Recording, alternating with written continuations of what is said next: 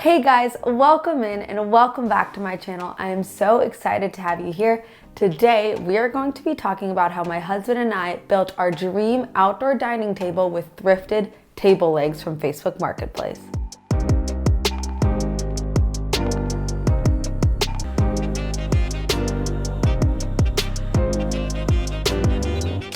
If you're new to my channel, you should know that I'm into all things art, home, DIY, real estate. I basically surround my life in it, and I absolutely love building things, even though I am not a professional builder by any means. Everything that I do, I learned from YouTube videos and the help of other friends who are professionals in the space. Well, I found these amazing dining table legs on Facebook Marketplace for a fraction of what they would actually cost in real life in the retail space. With the help of my husband, we went to the hardware store, we got the supplies we needed, and we said, hey, we can build the top of this table on our own, and we can fully weatherproof this whole table so we could have it in our backyard. After we got the supplies, we had to put them all out and take an inventory of what we had.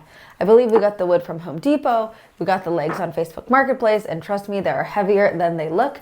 And our friends had very generously gifted us this beautiful miter saw, which made this process way easier. Of course, apart from that, we needed a drill and some screws, a level, a square, all the usual things you'd be using for building. The first step in the process is always taking a bunch of measurements. Always measure 3 or 4 times, I say, because you do not want to mess it up. You don't want to have to buy brand new pieces of wood. And then we went to cut all the wood. Now this table was a little bit challenging. It wasn't the standard 4-leg table. We had to have a support beam in between the bottom of the trestle table legs. And then we basically needed to make a brace that could sit on top of the table legs and underneath the actual top of the table. In order to make the brace, we had to start with our 2 pieces of wood that would sit on top of the table legs and run the length of the table. What made this really challenging was in order to make it to fit into the legs, we needed to notch out a little bit on each end of the wood pieces. And so here's some clips of us doing that. It was definitely a trial and error. I believe we used our jigsaw to really get into the little grooves and crevices. And I was a little scared at certain points, but we got it all sorted and it fit like a glove. Once we had all of our notches notched in the wood, we were basically able to lay them on top of the table and see if we liked the length. And at this point, it was a little nerve-wracking because there was no going back. It was already notched out. From there, we put some other braces to go between those 2 longer strips of wood. And basically, we put them in, we clamped them, and we screwed them on each side. And we kind of had to screw at an angle. We decided not to take the time to drill pocket holes for these. We could kind of just angle the driver the way we needed to. I don't know if that's the best way to do it, but man, it was secure by the end of it. So once again, we put the wood in place, secured it with the clamp, and we drilled some screws in diagonally, and it was really strong after that. We decided to do 3 supports in the middle there, and then before we could do the supports on the end, we cut the beams to length because we wanted some wiggle room and we wanted to see how it would look. So everything was laid in, but not actually connected to the table legs, and we cut the ends to length so that we can install the final bracing.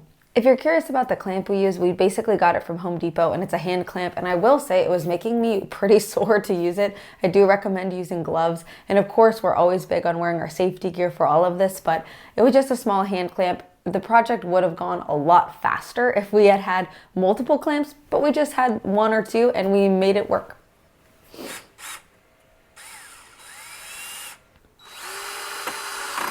Before we could secure the bracing to the top of the table legs, we needed to add our support beam in the bottom to connect the bottom of the table legs. Now this took a little bit of finagling, a little bit of puzzle piecing, even a little bit of notching out. But once we got it in there, we were able to put the bracing back on top and meticulously screw it into place, being cautious not to have a screw go through the bracing or through the table legs, because 1, that would be dangerous, and 2, that would look kind of ugly even if it was covered with the top of the table later.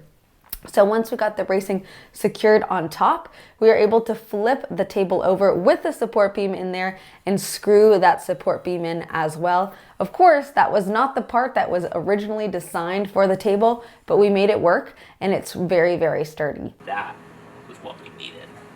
Next, it was time to cut our larger pieces. I believe they were 2x6 of lumber in order to make the top of the table. We elected to do a very simple top, basically wood running the expanse of the table and then 2 end pieces, which you'll see as the video progresses.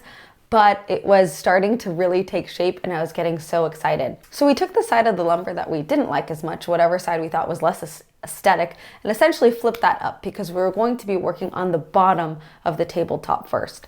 And we went across every piece of lumber one at a time and we screwed in and pre-drilled some pocket holes. If you don't know what pocket holes are, they basically allow you to drill in at an angle and cover up the screw without it sticking out. It's literally a little pocket that you make. I think it's like a 45-degree angle. The angle might change depending on the shallowness of the wood that you have and the type of wood as well, but essentially that's what it is. After the pocket holes, but before screwing the pieces of wood together, we put a thick bead of wood glue, and that was to help the pieces of wood stay in place even against the elements and really give them a nice lock and seal. So we did a thick bead of glue, we laid the pieces down, put them together, and then we were finally able to drive in the screws in the places that we had put the pocket holes. We repeated that process 3 times in order to put 4 pieces of wood together, and I will say by the end of that my hands were so sore, but it was so worth it because it was looking beautiful. The wood was very nicely put together. To install the ending pieces of wood to our table, we did exactly what we did with the parallel pieces. We took a bead of glue, we stuck it on there, we had pre-drilled pocket holes, and we screwed them in place just like the other pieces. I think it looked fantastic, and once we were done with that, we were able to flip it over and see our tabletop. At this point, I was so stoked. The table was taking shape, it was looking beautiful, it was exactly the way I had envisioned it. The only issue was it needed a really good sanding, and I needed to find a way to stain the wood to color match the legs, and then water seal all of it. So my work was definitely cut out for me. All right, everybody, it's sanding time. I will say that took a lot of time and effort. I was so sore after the fact, but it was so important for having a more professional look. After an hour and a half, 2 hours later, I did 2 coats of sand in 80 grit, then one of 220. They sanded. I really tried to buff down these rough edges, which is a lot better now. Now I need to wipe with a lint-free rag to get all the little sand particles off, and then it's time to pre-stain.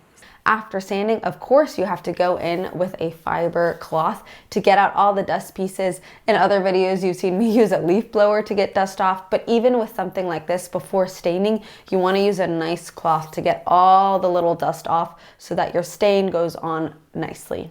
If you are planning on staining a piece of wood, I would really recommend using pre-stain. It kind of fills in the gaps in the wood. I don't know exactly how to explain it, but what I will tell you, if you don't use pre-stain, your stain might go on really blotchy and different parts of the wood might rise and fall and it will look kind of wonky.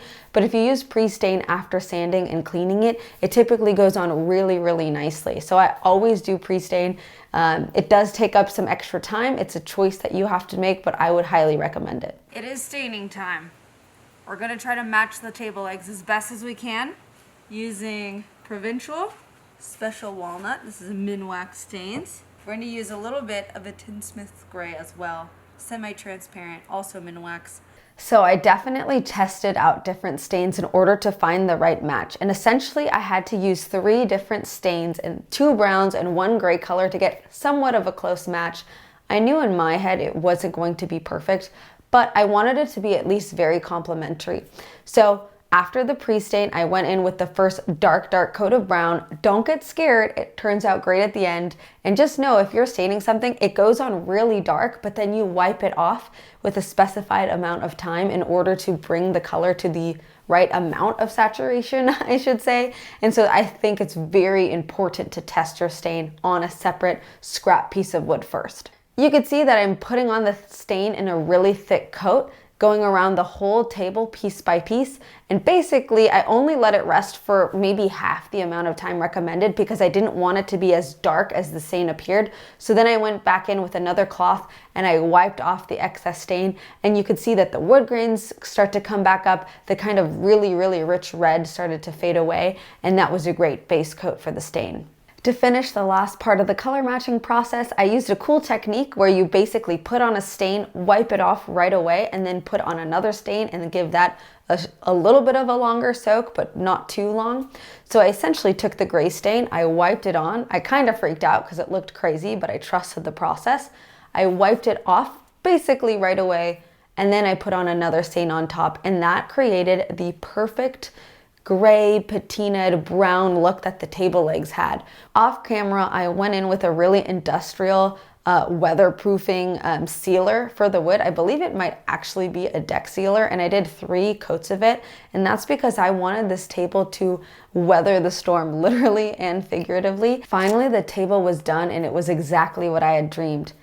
Even more so, it was a fraction of the cost. We both absolutely loved the table, and I was actually able to use it to host my husband's birthday party later that month with friends and family. We didn't have chairs for the table yet. Our backyard was still a pile of dirt at that time, but the table created a special place where we can all gather and celebrate him.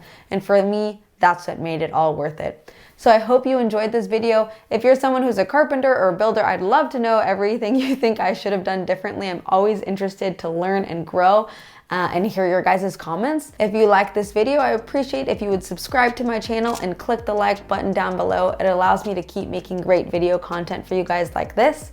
I hope you have a great rest of your day, and I will see you in the next one. Bye now.